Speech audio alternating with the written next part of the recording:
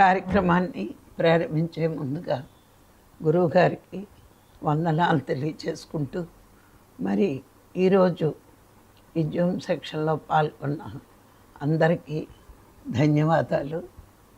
మరి ఎన్నో నేర్చుకుంటున్నాం, ఎన్నో తెలుసుకుంటున్నాం, ఎంతో సాధన చేస్తున్నాం.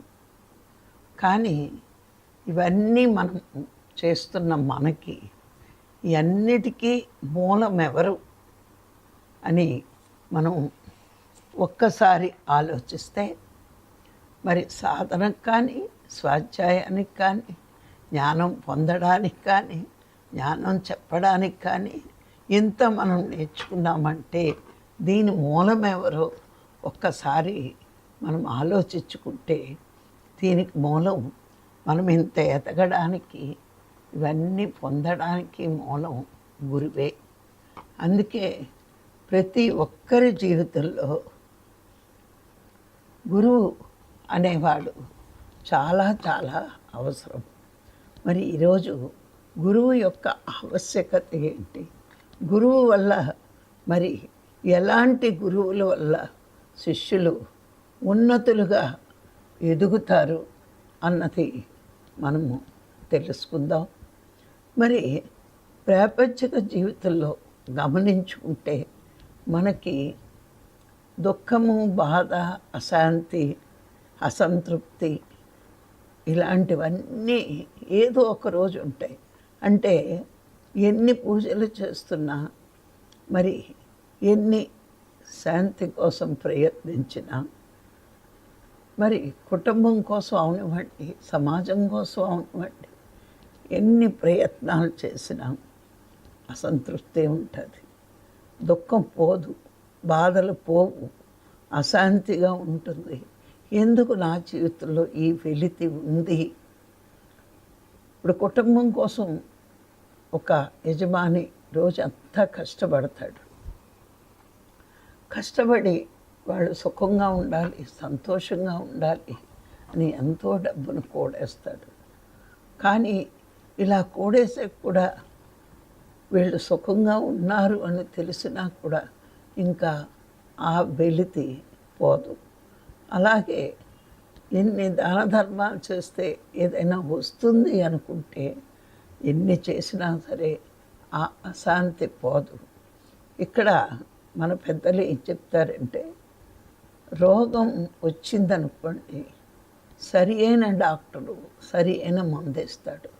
మరి సరికాని డాక్టరు మరి సరి అయిన మందు ఇవ్వడు, రోగము తగ్గదు, బాధ తగ్గదు. అలాగే మనకి ఇవన్నీ శరీరానికి వచ్చిన బాధలు కాదండి, మనసుకు వచ్చిన బాధలు. అందుకే దీన్ని భవరోగం అంటారు.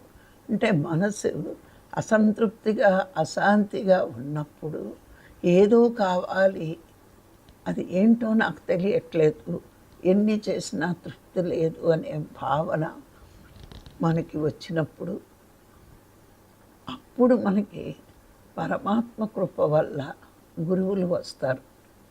మళ్ళా అందరు గురువులు కూడా భవరోగానికి మందు వెయ్యలేరండి.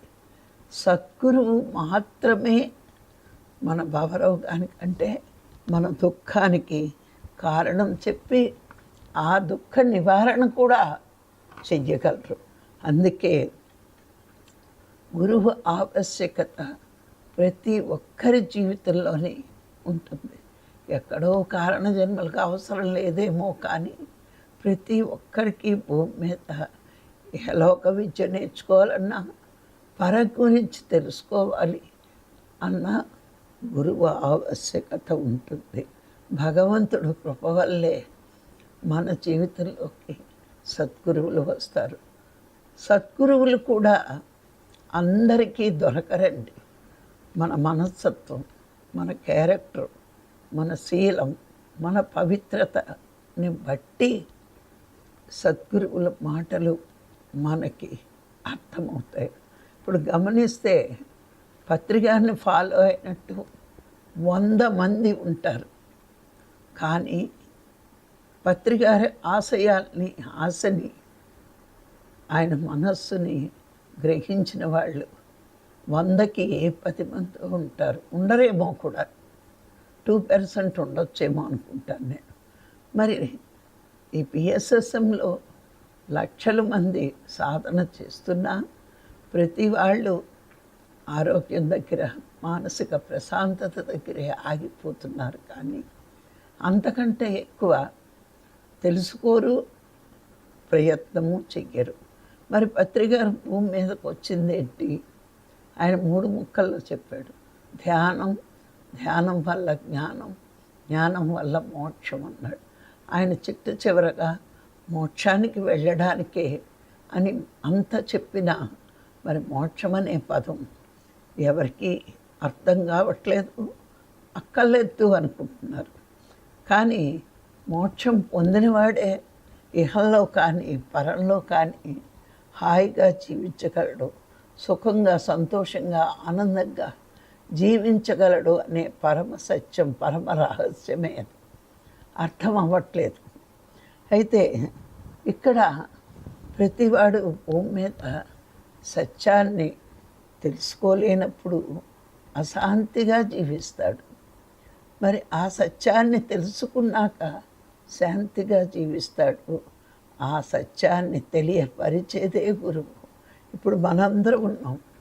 ధ్యానానికి రాకముందు దేవుడంటే మన పూజా మందిరంలో విగ్రహం కానీ, మన గుడిలో విగ్రహం కానీ అని భావించి దానికి పూజలు చేసి, మొక్కులు మొక్కి, ప్రసాదాలు పెట్టి నేను ఎంతో తృప్తిగా పూజ చేశాను, అయినా నా జీవితంలో కష్టాలు పోలేదు అంటే దేవుణ్ణి ఎలా ఉపయోగించుకున్నామంటే ఒక చిన్న కష్టం కూడా మనకి రాకూడదు, దానికి ఆయన డ్యూటీ కాపాడటం అన్నట్టు ప్రవర్తించాం. కానీ గురువు వచ్చినప్పుడు నువ్వు సత్యాన్ని ఆశ్రయిస్తేనే ఆనందం దొరుకుతుంది, కానీ అసత్యాన్ని పట్టుకుని ఆనందం కావాలంటే దొరకదు.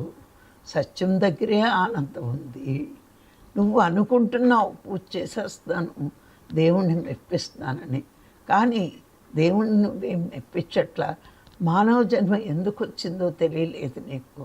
మానవ జన్మ వచ్చాక నీ కర్తవ్యం ఏంటో నీకు తెలియలేదు. మానవ జన్మ కర్తవ్యం ఏంటి? మరుజన్మ లేకుండా చేసుకోవడానికే మానవ జన్మ తీసుకున్నావు. మరి ఆ మానవ జన్మ మరుజన్మ లేకుండా చేసుకోవాలి అంటే నైమిత్తిక కర్మలు అంటే పుణ్యకర్మలు చేసి కర్మలు పెంచుకుని జన్మలు పెంచుకోవడం కాదు. కర్మ లేకుండా దైవాన్ని మెప్పించగలగాలి. ఇది యథార్థం. ఇది గురువుకే తెలుస్తుంది, సద్గురువుకే తెలుస్తుంది, సద్గురువుకే సత్యం తెలుస్తుంది. అందుకే పత్రికారు వచ్చాకేమన్నారు? వెతికే నువ్వే భగవంతుడివి, ఒక్కసారి నీలోకి వెళ్ళు, భగవంతుడు ఎవరో తెలుస్తుంది. భగవంతుడిని వదిలి వేరేది ఆశ్రయించి నాకు శాంతి లేదు, సుఖం లేదు అని బాధపడడం బుద్ధి లేనితనం, అజ్ఞానం. మరి భగవంతుడు ఆత్మగా నీ శరీరంలోనే ఉన్నాడు. ఆయన్ని చేరుకునే మార్గం ధ్యానం. సత్యము అంటే శాశ్వతంగా ఉండేది అని అర్థం చేసుకుంటే మరి నువ్వు ఆరాధించేవన్నీ శాశ్వతమా? కాలగర్భంలో ఎన్నో కొట్టుకుపోయినాయి. అట్లాగే ఇది కూడా. మరి ఇప్పుడు మనం చూడండి, చరిత్ర చెప్తుంది సముద్రంలో ద్వారక దొరికింది అని. అలాగే మరి రాజ్యాలే కొట్టుకుపోయినప్పుడు నువ్వు పూజించే విగ్రహం శాశ్వతంగా భూమి మీద ఉంటుందా?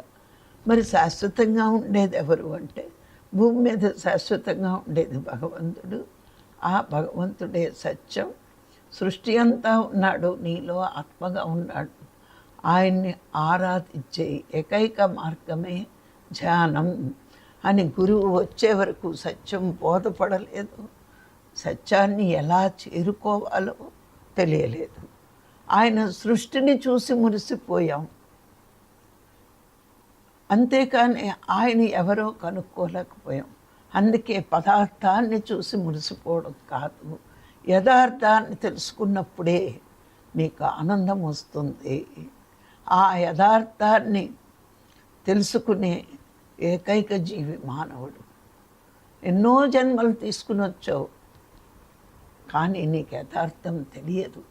ఈ మానవ జన్మ వచ్చాక, సద్గురువు నీ జీవితంలోకి వచ్చాక పదార్థాన్ని చూసినప్పుడు సంతోషం రావచ్చు, కానీ యథార్థాన్ని తెలుసుకున్నప్పుడు ఆనందం, చేరుకున్నప్పుడు బ్రహ్మానందం పొందుతావు.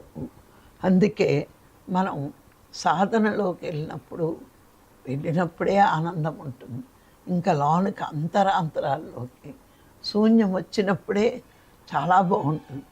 ఆ శూన్యాన్ని పరిశూన్య దశలోకి మనం తీసుకువెళ్ళగలిగితే, అంటే మహాపరిశూన్యం అంటే ప్రపంచము, శరీరము, మనస్సు మూడు లేని స్థితిలో మనం ఉండగలిగినప్పుడు మహాపరిశూన్య దశ మనకి వచ్చినట్టే. మరి ఈ విధంగా సత్యాన్ని తెలియపరచడానికి మరి సద్గురువులు ఉండాలి. సద్గురువు లేకపోతే సత్యాన్ని తెలుసుకోలేము, మనలో దైవత్వాన్ని తెలుసుకోలేము. మరి సృష్టిలో ఉన్న అన్ని జీవులలో ఉన్న దైవాన్ని తెలుసుకోవాలి. సృష్టి అంతా ఉన్న పరబ్రహ్మస్వరూపం గురించి మనము తెలుసుకోవాలి.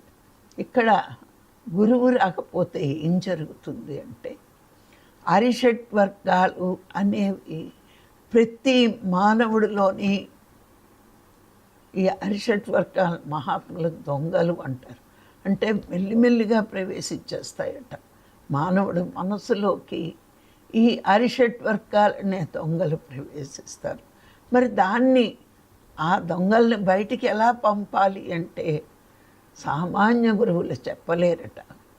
మరి సద్గురువులు మాత్రమే జ్ఞానమనే ఖడ్గాన్ని నీ చేతికిచ్చి వాళ్ళని బయటికి పంపించడానికి ప్రయత్నం జరుగుతుందట.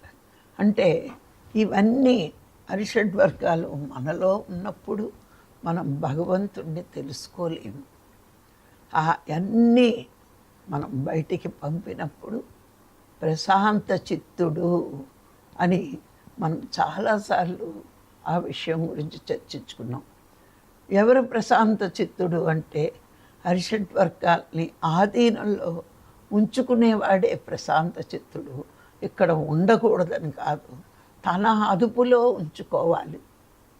ఒక రాజు, ఒక చక్రవర్తి ప్రజల్ని తన ఆర్డర్లో ఎలా ఉంచుకుంటాడో, ఒక మానవుడు అరిషడ్ వర్గాల్ని తన ఆధీనంలో ఉంచుకోవాలి. ఆధీనం అంటే రావాల్సినప్పుడు రావాలి, అక్కర్లేనప్పుడు అణిగిపోయి ఉండకూడదు. మరి ఈ విధంగా ఈ అరిషడ్ వర్గాల్ని నీ ఆధీనంలో ఎలా ఉంచుకోవాలి అనేది మరి గురువు ద్వారా మనం తెలుసుకుని, మరి మనస్సు యొక్క శక్తిని తగ్గించి ఆత్మ యొక్క శక్తిని మనం పెంచుకుంటూ ఉన్నాం. అందుకే ప్రాపంచిక చదువులకి ఎందరో గురువులు ఉన్నా అపరావిద్య నేర్పడానికి గురువులు చాలామంది ఉండొచ్చు. కానీ పరమాత్మ విద్య, పరావిద్య, ఈ పరావిద్య నేర్పడానికి సద్గురువు మాత్రమే సాధ్యమవుతుంది. కానీ మామూలు వాళ్ళెవ్వరూ కూడా ఈ పరావిద్యని చెప్పలేరు.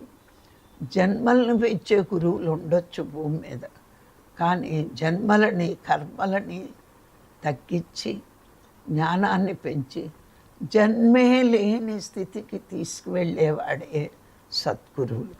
అందుకే సద్గురువుల ఆవశ్యకత ప్రతి మానవుడికి ఉంటుంది. సత్యాన్ని తెలుసుకోలేని స్థితిలోనే మానవుడు దుఃఖంతో, బాధతో విలవల్లాడుతాడు. ఎప్పుడైతే గురువు వచ్చినప్పుడు తనకి దుఃఖం కలిగినా, బాధలు కలిగినా, రోగాలు వచ్చినా ఇదంతా నా కర్మ ఫలమే అనే పరమ సత్యాన్ని తెలుసుకుని ఆ కర్మల నుంచి కొట్టి ప్రారబ్ధాన్ని ఓర్చుకోవాలి, మరి సంచితాలని కరిగించుకోవాలి. ప్రారబ్ధాన్ని ధ్యానం వల్ల, ధ్యాన శక్తి వల్ల ఓర్చుకుంటూ ఉంటాము. సంచితాలని జ్ఞానం పెంచుకుంటూ కరిగించుకుంటూ ఉంటాం. ఎంతగా మన జ్ఞానం పెరుగుతూ ఉంటుందో ఆ పైన సంచితాలన్నీ కూడా కరిగిపోతూ ఉంటాయి. ఇప్పుడు నేనే ఉన్నాను, 80% కాలి ఓర్చుకున్నాను అంటే ఆ గురువిచ్చిన సాధన గురువు చెప్పిన జ్ఞానం ఎంత గొప్పదో ఒక్కసారి ఆలోచించండి. మరి అజ్ఞానం ఉన్నప్పుడు భగవంతుడికి నా మీద దయ లేదు అంటాం. ఏ కష్టం వచ్చినా మనం మాట్లాడే మాట మొట్టమొదటి మాట అది. నేను ఇంత మంచిగా పూజ చేస్తున్నాను, నేను ఇంత మంచి పనులు చేస్తున్నాను, భగవంతుడికి నా మీద దయ లేదు, కనికరం లేదు అంటాం. కానీ గురువు మన జీవితంలోకి వచ్చాక భగవంతుడికి చాలా దయ ఉంది మన మీద. అందుకే ఇంత సృష్టిని సృష్టించి మనకిచ్చాడు, మన మీదే మనకి దయ లేదు. అంటే ఎలా అంటే మరి ప్రతి కర్మ నువ్వే అనుభవించాలి అని గురువు వచ్చాక తెలుసుకున్నప్పుడు మనము ఎరుకులో ఉంటే ఏ చెడ్డ కర్మలు పాపకర్మలు మనం చెయ్యకుండా మనని మనం కాపాడుకుంటాం. మరి ఇప్పుడు మనము ఇంత జ్ఞానం పొందాక గురువు దగ్గర, ఓ సద్గురువుని పొంది కూడా సత్యం తెలుసుకున్నాక, మరి కర్మరాహిత్యం కూడా తెలుసుకున్నప్పుడు మనం ఇంకా అబద్ధాలు చెప్పి మోసం చేసి దొంగతనం చేసి మరి ఇట్లాంటి తప్పుడు పనులు చేస్తే మన మీద మనకి జాలి లేనట్టే. నీ మీద నీకే జాలి లేకపోతే భగవంతుడికి గురువుకి ఎందుకు ఉండాలండి? పంపాడు పరమాత్మ సద్గురువుని, వచ్చాడు భూమి మీదకి తట్టలు జ్ఞానంతో. ఎంతో జ్ఞానాన్ని శిష్యులకి ఇస్తున్నా మన ప్రవర్తన మనం మార్చుకోకుండా మనం చేసే ప్రతి కర్మ నెక్స్ట్ జన్మకి కారణం అవుతుంది. కొన్ని ఈ జన్మలో అనుభవించాలి, ఇంకా అనుభవించడం టైం లేకుండా మనం వెళ్ళిపోతే నెక్స్ట్ జన్మకు కూడా అనుభవించాలి. జన్మని పెంచుకోవడానికి నేను కర్మ చేస్తున్నాను. జన్మే లేని స్థితికి దారి చూపించిన గురువు మాటలు కూడా నేను లెక్క చెయ్యలేదు. ఎందుకు మనం ఇంకా తప్పులు చేస్తాము అంటే ఆశ, ఉన్నతంతో తృప్తి లేని జీవితం. మరి ఈ రకంగా మనం ఉన్నప్పుడు ఇంకా మనని ఎవరు బాగు చేయగలరు? నిన్ను నువ్వే ఉద్ధరించుకోవాలని కృష్ణ భగవానుడు చెప్పినప్పుడు తప్పులు పాపాలు చెయ్యకుండా మరి మనని మనమే ఉద్ధరించుకోవాలి. దారి చూపించాడు, ఆ దారిలో నడవాలి. నడవకుండా పెడదారిలో నడుస్తే, అడ్డదారిలో నడిచి కర్మలు చేస్తే మరి మన మీద మనకే జాలి లేనప్పుడు మన మీద భగవంతుడికి ఎందుకు ఉండాలి? గురువుకి ఎందుకు ఉండాలి? మరి ఎన్ని అవకాశాలు ఇస్తున్నారు మనకి. ఆ భగవంతుడు ఎన్ని అవకాశాలు ఇస్తున్నాడు. ప్రతి మనిషికి, భూమి మీద పుట్టిన ప్రతి మనిషికి మోక్షం పొందే అర్హత ఉంది. మానవ జన్మ అంటేనే మోక్షం పొంది మరు జన్మ లేకుండా చేసుకోవడానికే మానవ జన్మ. మరి అటువంటి ఉత్తమమైన మానవ జన్మ పొంది ఒక సద్గురువుని పొంది మనము మోక్షం కోసం ప్రయత్నించకపోవడము అజ్ఞానము. మన పాపకర్మలు ముందుకు వెళ్ళనివ్వకపోయేటంతే దుష్ట సంస్కారాలు మనలో ఉంటే మనం మోక్షం కోసం ప్రయత్నించాం.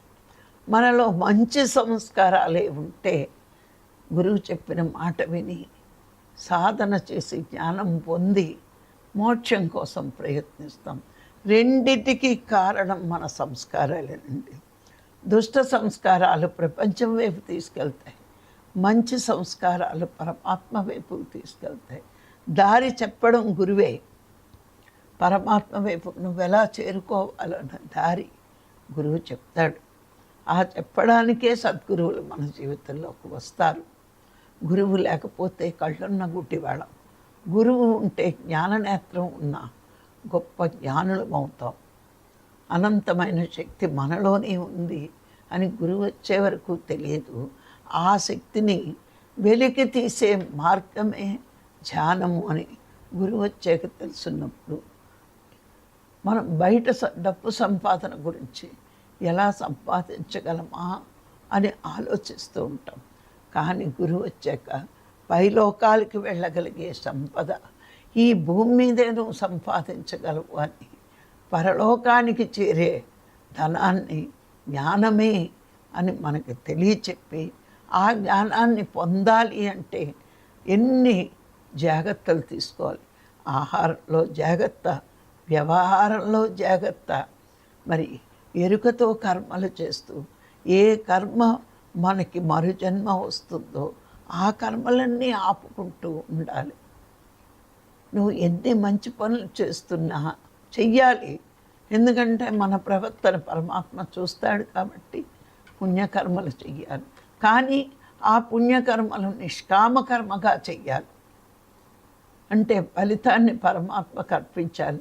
నా ముందు ఇంత అవసరం ఉన్న వాళ్ళు పెట్టావు, నేను చేస్తున్నాను, కానీ ఆ పుణ్యం కూడా నీదే, నువ్వు చేయిస్తున్నావు.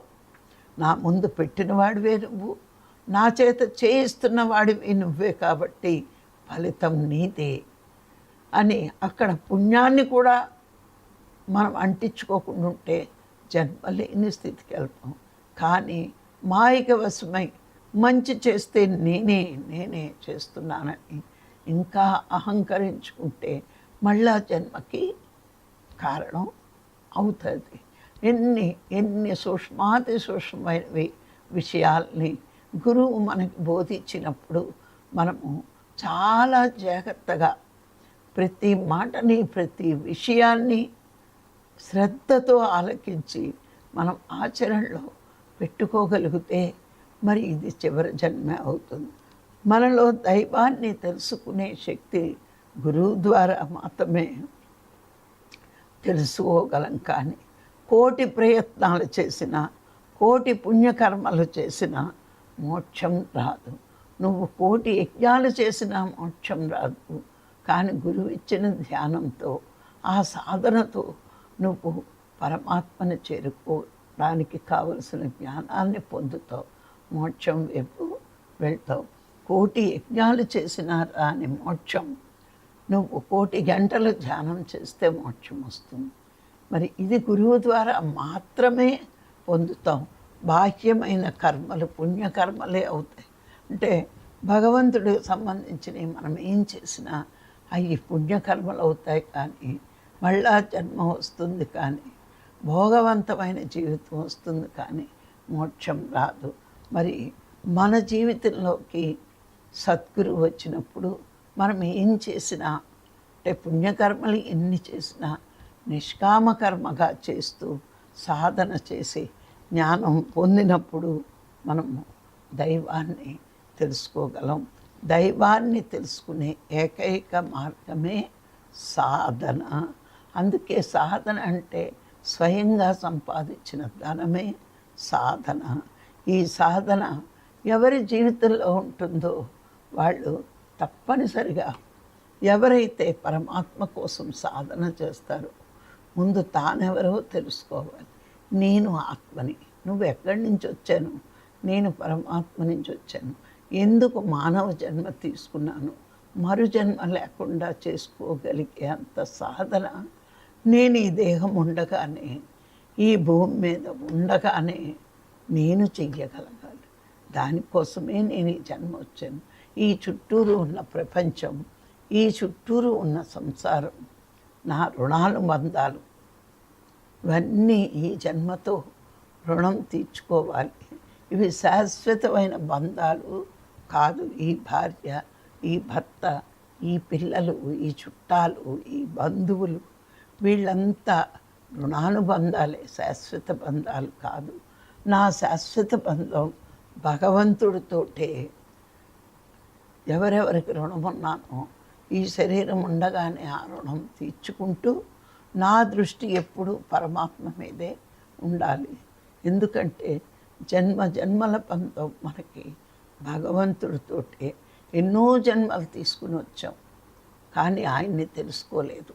కనీసం ఈ జన్మలో సద్గురువు వచ్చాడు కాబట్టి, సత్యం చెప్పాడు కాబట్టి, సాధన ఇచ్చాడు కాబట్టి మనం ఆ సాధనకు ప్రయత్నిస్తూ కొత్త కర్మలు చెయ్యకుండా ఎవరికి ఎంత రుణమున్నామో, అంటే బాహ్యంలో అందరితోటి ఉండాలి. అందరికీ ఏమి కావాలో అవి మనం చేసి పెట్టాలి. ఇప్పుడు బిడ్డలు ఉన్నారు, నేను ధ్యానం చేస్తాను, వంట చేయను, అన్నం పెట్టంటే కుదరదు. అది మన బాధ్యత, మన ధర్మం. భర్త ఎంత బాధ్యత ఉందో, ఎంత ధర్మం ఉందో, తల్లిదండ్రులను చూసుకోవాలి, సంసారాన్ని చూసుకోవాలి, సంఘంలో మిత్రత్వంతో బతకాలి. సంసారంలో బాధ్యత ఉంది. అన్ని బాధ్యతలు తీర్చుకుంటూ మన దృష్టి పరమాత్మ వైపు పెట్టుకోవడమేనండి. అందుకే మానవ జన్మ. అందుకే సద్గురువులు మన జీవితంలోకి వస్తారు. వచ్చిన అందరూ సద్గురువుల్ని గుర్తించలేరు. కొంతమంది పుణ్యాత్ములు మాత్రమే సద్గురువుల్ని గుర్తించగలరు. వాళ్ళకి గత జన్మ మంచి సంస్కారం ఉంటేనే సద్గురువులు గుర్తించగలరు. చూడండి, ఎన్నో అవతారాలు భూమి మీదకి వచ్చాయి. ఎంతో మహాపురుషులు భూమి మీదకి వచ్చారు. ఎందరో జగద్గురువులు వచ్చారు. వాళ్ళకి కూడా శత్రువులు ఉన్నారు. ఎందుకంటే ఈ శత్రువులందరూ గత జన్మలో వాళ్ళు చేసుకున్న పాప సంస్కారాల వల్ల వాళ్ళని గుర్తించలేకపోయారు. మరి ఈ శిష్యులు గత జన్మలో చేసుకున్న పుణ్య సంస్కారాల వల్ల గురువుకు అతి దగ్గరగా ఉండి ఎన్నో విషయాలు నేర్చుకుని వాళ్ళ సాధన పూర్తి చేశారు. మరి వాళ్ళ సాధన పూర్తి చేసి వాళ్ళు చివరి జన్మ చేసుకుంటూ మరి ఒకవేళ వాళ్ళు ఇంకా భూమి మీద ఉండిపోతే ఆ తర్వాత సాధన పూర్తి చేసుకుని వెళ్ళిపోయారు. అందుకే ప్రతి మనిషికి వాడిని ముందుకు నడిపించేది వాడి సంస్కారమే. అందుకే చూడండి, కొంతమందికి ధ్యానం చెప్తుంటే అప్పుడే ఎందుకు అంటారు, ఇంకా టైం ఉందిలే చేయడానికి అంటారు. ఎందుకంటున్నారు? వాడికి అప్పుడే మోక్షం పొందే అర్హత లేదు, అంత మంచి సంస్కారం లేదు. దుఃఖాలకు బాధపడుతున్నారు, కష్టాలకు బాధపడుతున్నారు.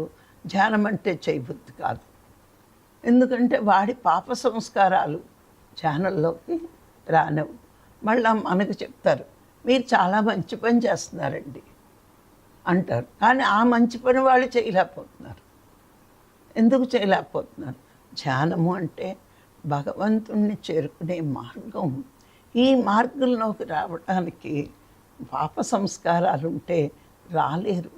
పుణ్య సంస్కారాలు, సత్కర్మల ఫలితము ఉంటేనే మరి ఈ మార్గంలోకి వచ్చి సత్యాన్ని తెలుసుకోగలరు. మరి సద్గురువే భూమి మీద ఉన్న అందరూ గుర్తించలేరు. ఎందుకు గుర్తించలేకపోతున్నారు అంటే వాళ్ళ సంస్కారమే కారణమవుతుంది. అలాగే మనందరము మరి ఏ జన్మలో ఏ పుణ్యం చేసామో, ఏ సత్కర్మలు చేసి భూమి మీదకి వచ్చామో, మరి మనందరము ఈ మార్గంలో ఉండి సంసారాలను వదిలేలేదు. మనందరం సంసారంలో ఉన్నాం, సంఘంలోనే ఉన్నాం. ఎలా ఉండాలో తెలుసుకున్నాం. పూర్వపు రోజుల్లో అయితే నాకు డబ్బు ఉంది, నాకు ఉద్యోగం ఉంది అని అహంకారంతో ఉండేవాడు. కానీ గురువు చెప్పాడు అందరూ ఆత్మలేని. అందరూ ఆత్మలే అన్నప్పుడు అహంకారం తగ్గింది. కానీ అందరితోటి మిత్రత్వంతో ఉంటూ సంసారంలో మన బాధ్యతలు మనం తీర్చుకుంటూ మన సాధన మనం చేస్తూ మోక్షం వైపుకి అంటే పరమాత్మ వైపుకి ప్రయాణం చేస్తున్నాం. దీనికి మాత్రం మనం ఇంత ఆనందం పొందడానికి మూలం గురువే. అందుకే గురువు యొక్క ఆవశ్యకత, సద్గురువుల ఆవశ్యకత ప్రపంచానికి ప్రజలకి ఎప్పుడూ ఉంది. అవసరం లేదని ఎవ్వరూ అనుకోకూడదు. ఆ సద్గురువుల వల్లే సత్యం తెలుస్తుంది, ధర్మాన్ని ఆచరించే శక్తి వస్తుంది. సత్యం తెలుసుకోలేకపోయినా, ధర్మాన్ని ఆచరించలేకపోయినా మనం మళ్ళా పాప జీవితంలోకి వెళ్ళిపోతాం. సత్యం అంటే భగవంతుడు, ధర్మం అంటే మనలాగే ప్రతి జీవిని హాయిగా ఆనందంగా జీవింప చెయ్యాలి. భగవంతుడు అంటే అందరికీ భయం భక్తి ఉన్నాయి. కానీ నా కోసమే ఈ జీవులు పుట్టేని ప్రతి వారు మాంసాహారం తిన్నారు. కానీ ఆ సద్గురువు వల్ల మన ఆత్మ భూమి మీదకి వచ్చాక దాని జన్మ ప్రణాళికలో మనం కూడా అలాంటి జన్మలు తీసుకుని వచ్చాం. ఎదుగుదల కోసం వచ్చాం, మనం ఆహారం కోసం అయి పుట్టలేదు అని ఈ సత్యాన్ని, ధర్మాన్ని గురువు నేర్పాక మనందరం కూడా ప్రతి వారు మాంసాహారం మాని ధర్మాన్ని ఆచరిస్తున్నారు. అంటే సత్యం అంటే తెలుసుకునేది, ధర్మం అంటే ఆచరణలో పెట్టుకునేది. ఈ రెండు ఉన్నవాడు సాధన చేసి జ్ఞానాన్ని పెంచుకుని మోక్షాన్ని పొందే అర్హతని పొందుతాడు. దానికి సద్గురువు అవసరం చాలా ఉంది. ప్రతి ఒక్కడికి ఉండాలి. ఉంటేనే వాళ్ళ జీవితం మారుతూ ఉంటుంది. మరి ఈరోజు ఈ అవకాశం ఇచ్చిన మీ అందరికీ మరొక్కసారి కృతజ్ఞతలు. Thank you, thank you, thank you.